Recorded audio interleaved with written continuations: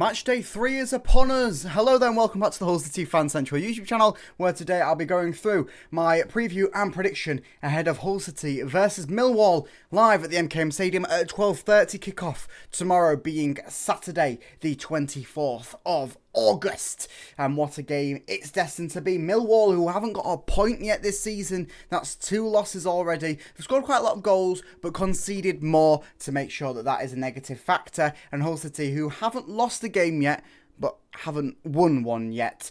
So let's go through the preview and prediction. So an injury update. Positive news from the injury update this week. The injury bouts still pretty much remain the same. Apparently Cody Drammer has trained with the squad for this past week.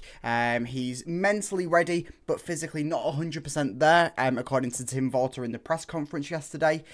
So he will most likely be involved in the matchday squad, Tim Walter says. Not in a starting role, but hopes to be involved in some capacity. That'll probably be a bench appearance, and whether he comes off the bench and makes any impact on the game will remain to see. But it's nice to know that Cody Drammer is back after having that leg injury issue to start off his season. So he hasn't actually played a league match yet for the Tigers.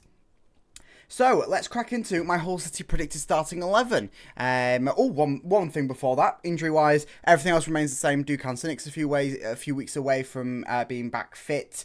Longman's still out, Cartwright's still out, Lotitala's still out.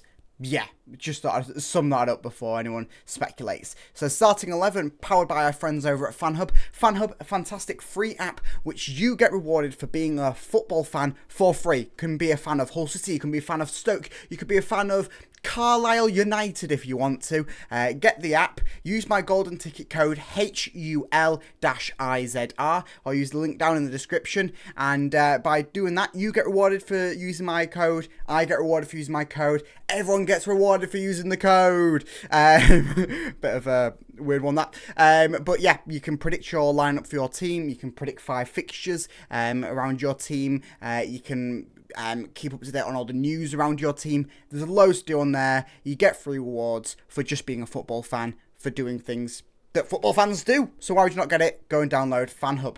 So this is my predicted Hull City starting 11. A few changes from the side that managed to pick up that 1-1 draw against Plymouth Argyle. So Tim Walter, of course, the manager. No changes there. Walter Ball still in full force. Ivor Panda still remains in net.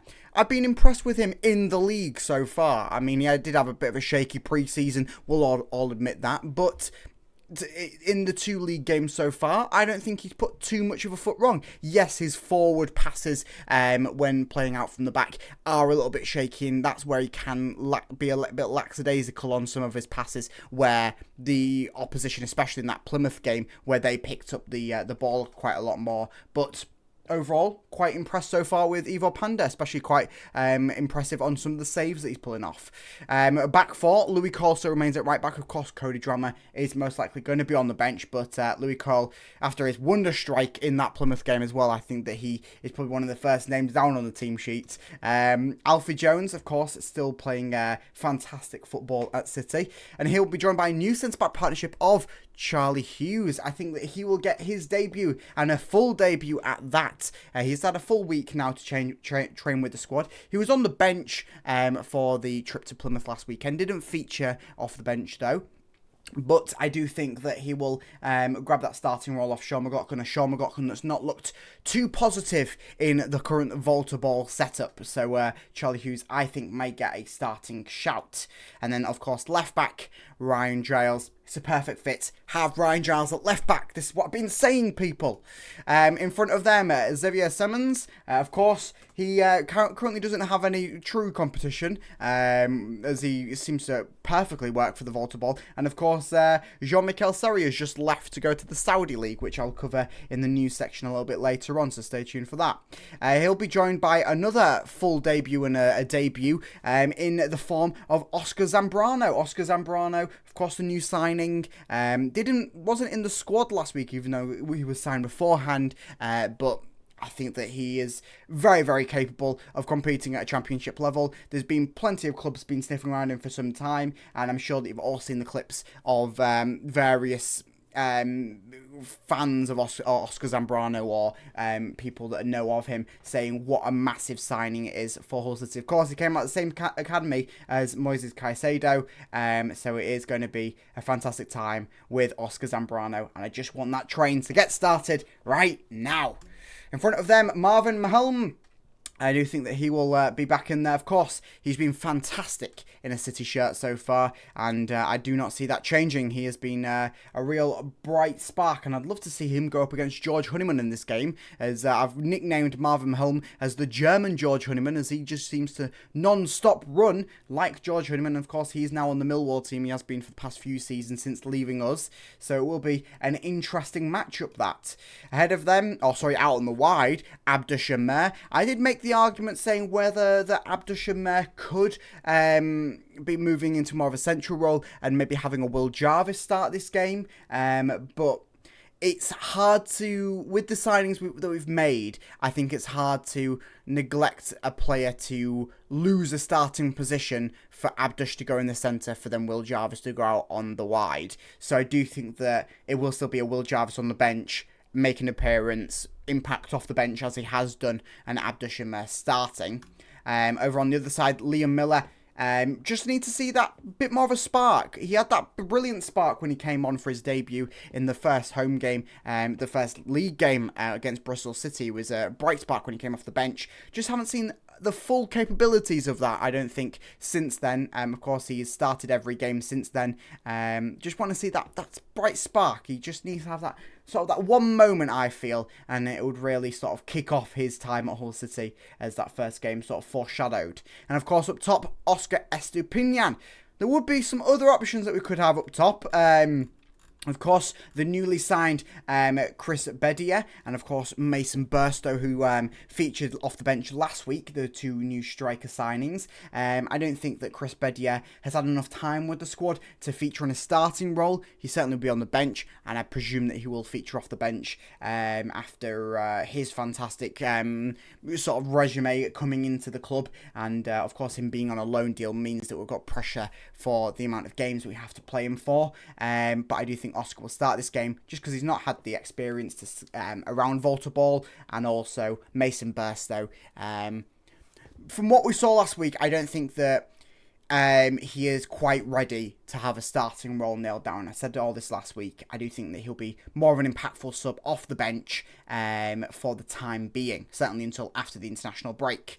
So, other news. Of course, there is the face that I've just been talking about, Chris Bedia, the brand new signing on a season-long loan. I covered all this in the video yesterday, so go and give it a check out. Another bit of transfer news, and that is that Jean-Michel Seri has left Hull City. I did a video about this earlier on today. If you've not seen it, go and check it out after this one. He's gone over to the Saudi Pro League. Positive signing all around. I've covered it all in the video, so I won't repeat myself. Some news about the third shirt. We have one. It's a bit meh. Yes, the third shirt has been revealed. It went on sale today at 9 AM. So if you do want to go and pick it up, I won't be in a hurry to go and pick it up. I certainly will pick it up because it's a Hull City shirt. But it's an all amber, faint tiger print template shirt. It has a collar, a bit of a naff collar. It's a shirt that they've just put out there just to say that they've got a third shirt, basically. So not impressed with it. Enough to warrant going out there and buying it and wearing it week in, week out. But it certainly is a Hull City shirt that I will have hung up on my rail and probably on my body a few times this season. Last meetings between both sides. Let's crack back into a bit more ahead of this game. So, last three meetings. Of course, last time we faced at the MKM Stadium, it was a 1-0 Hull City win on the 3rd of February last season. And then before that, it was a emphatic 2-2 draw away in October. I believe Jaden Philogene grabbed a goal in that game, if I'm not mistaken. It was quite a sort of a compactful time when I think all the goals sort of happened within the space of 20 minutes or something. And then before that, of course, another 1-0 win at home. So the arrows are pointing towards a 1-0 win at home for Hull City. Whether I predicted that, you'll just have to wait and see. The form heading into this game, of course, I said that Millwall haven't picked up a point yet this season. They have picked up a win technically this season, as they continue through to the second round of the Carabao Cup, where Hull City did not. But you can see the goal-wise, they are scoring in the league. Of course, that Bristol City game was quite a sight to be seen. Second half, they came in 3-0 down, I believe it was, and they managed to pull it back to 3-3, and then, of course, eventually losing 4-3 to a Scott Twine late-minute winner. Yeah, if Millwall are letting in Scott Twine goals on open play, we surely should be beating them. Hull City-wise, they, of course, have got 2 draws in their opening 2 league games, both of them being 1-1 draws, and both of them where Hull City have gone from behind to level it up at 1-1. So it's going to be an interesting bout coming into this one. Millwall known to be playing very aggressive football, and Hull City looking to play that aggressive attacking football and prove what Volta Ball is all about. So the table coming into this game, of course, it means absolutely nothing. We're 2 games into the season. The table means nothing, but it's just there to show you that we are ahead of Millwall. They're down in 22nd, the relegation zone, if you want to call it that. And then, of course, we're in 17th after not losing a game so far this season.